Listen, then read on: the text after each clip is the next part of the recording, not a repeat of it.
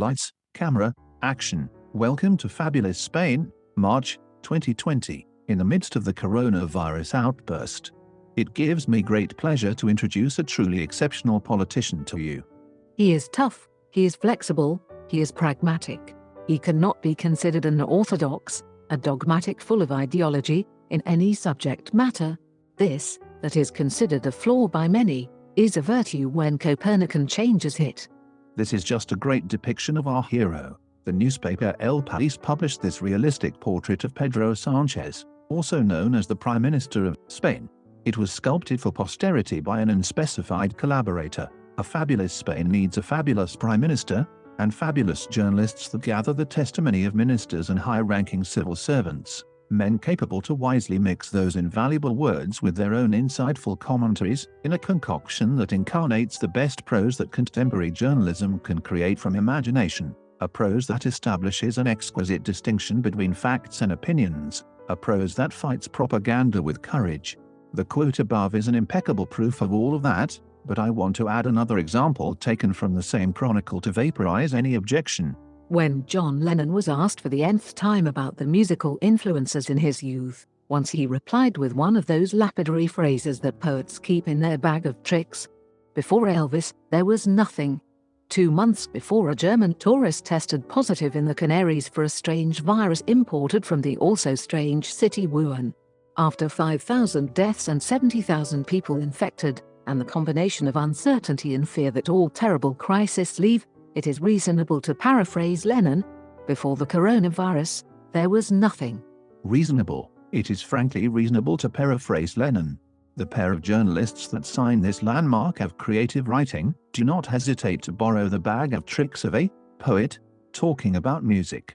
It is not so easy to be able to create such a connection. We have to give them credit for that, and it is much more difficult to make it in front of 5,000 deaths.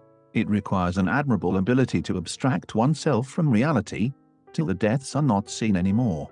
The remains are then a malleable melancholy, that can be molded into a tragic figurine, to decor a cabinet of witticisms. With this trick they buried the corpses and their lives under the self-satisfied wit that associates Elvis, Lennon and the coronavirus.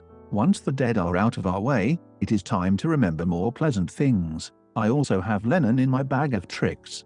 Remember when you were young, how the hero was never hung, always got away. And with this trick I bring back our hero again, because there is more to say about him. Time is not a boundary for the Prime Minister of Spain. He devotes a lot of time to his communication strategy. He also appears on TV. Impressive. He lives glued to WhatsApp. He receives a ton of messages and answers almost all of them. Really impressive. He constantly assesses data and scenarios. Constantly assessing. You may think that this late statement is a little bit bold, but, you know, Spanish people have a certain tendency to be Latin, that is, fiercely passionate. For example, we can say "I constantly love you" to a Swedish tourist all night long while we dance flamenco till dawn. For example, when I wander the streets, I take my Spanish guitar out of the bloom, I always carry a guitar in my pocket, and I begin to play bulerías. Inevitably, some compatriots stop by and begin to sing, or they dance, some simulate a bullfight, and the majority contribute to the party, drinking wine and eating tapas. For the American people, a faulty approximation of this spontaneous behavior that involves the joy of music and life may be the 80s TV show Fame, where students at New York's famous High School for the Performing Arts pour their hearts and souls into their training to become stars in their chosen field. Google says, in more cold-hearted cultures, those of the North, it will be certainly possible to think that saying "he constantly assesses data and scenarios" is part of a calculated and blatantly idiotic piece of propaganda. But not in fabulous Spain. It is a cultural thing. It is what it is, you know. It is not about understanding it. You have to feel it. I do not know how to explain it to you, and I do not remember any song by Lennon that could.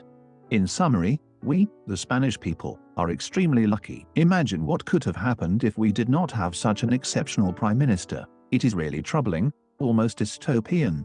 While I was writing these lines, only a little bit more than 27,000 citizens had died according to the government data. With a president lacking all the qualities that the pair of journalists depicted, the situation could have been much worse. He is almost a superhero. The word "almost" is key here. It is the subtle difference between reality and fiction, or, better said, between the almost possible and the impossible. Without the almost, you may think that the chronicle written for the Spanish newspaper El País is only propaganda. But this is fabulous Spain.